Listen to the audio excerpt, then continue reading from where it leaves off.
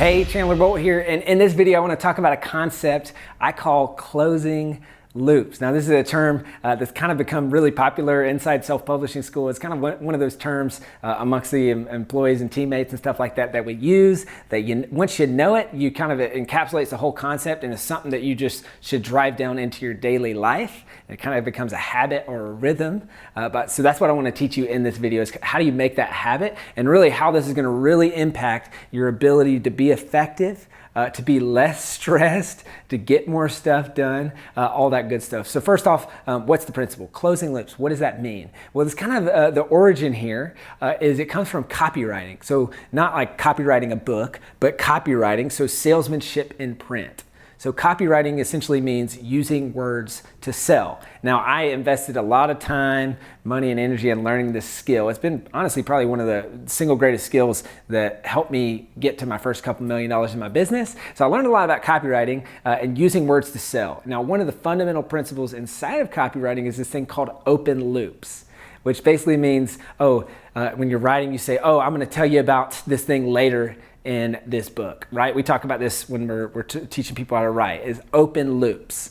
Start with a story, leave a cliffhanger, right? Or when I'm speaking, presenting, I'll say, hey, point 3, I'm gonna tell you all about how to market your book successfully and use that to grow your business. I'll talk about that then, right? So you'll actually probably notice, now that you know this concept, I use this concept of open loops everywhere, because what happens is when a loop is open, our mind is suspended with, wondering what's going to happen next, right? This is the reason why people tear through fiction books, right, and read them, because they need to know what happens. It's the same reason why at the end of every movie or TV show, or I guess TV show like series would be more appropriate, there's a cliffhanger. Oh gosh, I got to watch the next episode, right? So open loops are probably the reason you've spent hours on your couch watching Netflix on the weekend, because you want to know what happens next, right? It's also in movies, it's in anything. Now, we use this, and it's a really productive tool to kind of keep people on their toes. And I'll kind of give one last example. So an open loop is essentially, if you've ever read BuzzFeed stories,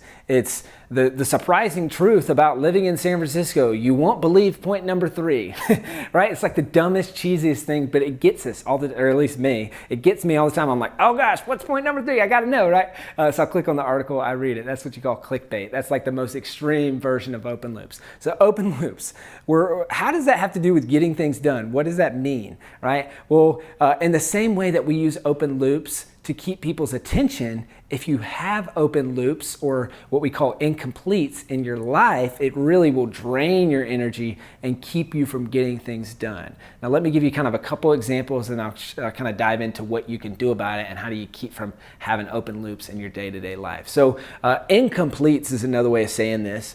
This is a really great principle I learned from Jack Canfield in his book Maximum Confidence, which is one of the best. It's actually just only on audio. So if you're ever struggling with confidence, or if you want to build confidence, really great book. I've listened to it probably 8 times in the last 2 or 3 years.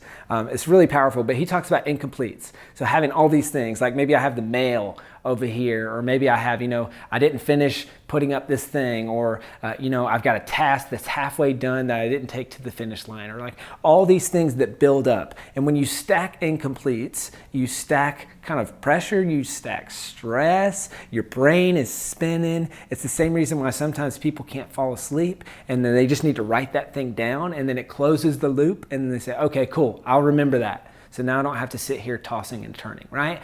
So not only do we want to reduce or eliminate the amount of incompletes or loops that we have open, but we want to do that on a consistent basis. So this is where it kind of comes back to the principle and what you can do about it. There's a couple key things that I do. Number one is I try not to let the loops open in the first place, right?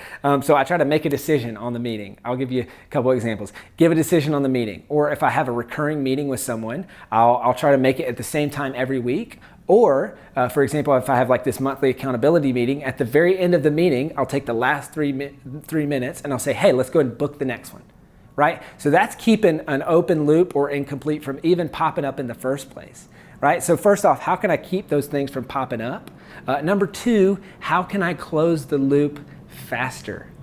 Right? So maybe I put it on a to-do list, I get it done at the end of the day or anything like that. How can I shorten the time that this loop is open in the first place? And then number 3, how can I build consistency over time and closing loops. Because I got to be honest, I've taught this concept to a bunch of people on the SBS staff, and depending on kind of your Myers-Briggs or depending on your propensity to want to finish things versus just leave things open, this can be a really difficult skill to learn.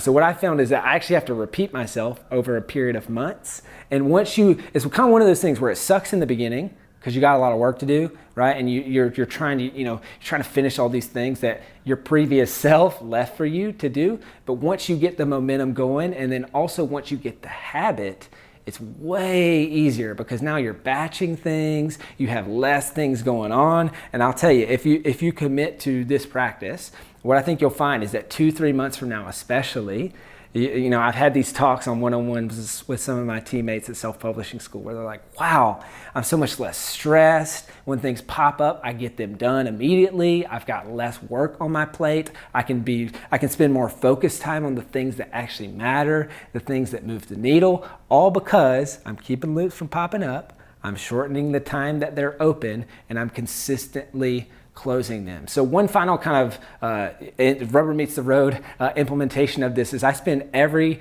night or the end of my day closing loops. This is kind of I'm going to talk in another video about my planning process and how I set monthly goals, yearly goals, stuff like that. So definitely check out that video and I'll talk a little bit more on this. But when I'm planning my next day, I also just close loops. Right? I'll check off tasks, I'll follow up with someone, I'll sign that thing that I needed to sign, like all these little bitty things. I'll just take what I call my zombie time.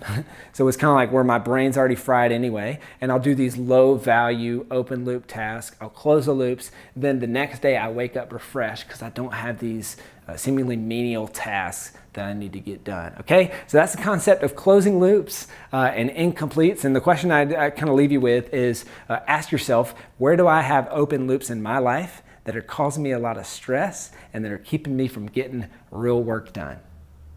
Ask that question. I think you'll be surprised at what you find. I'd love to hear from you in the comments. Let me know maybe what are those things or what are your wins? Did you go close some loops and you had some success with that? Comment. Let me know on that as well. And I look forward to seeing you in the next video. See ya.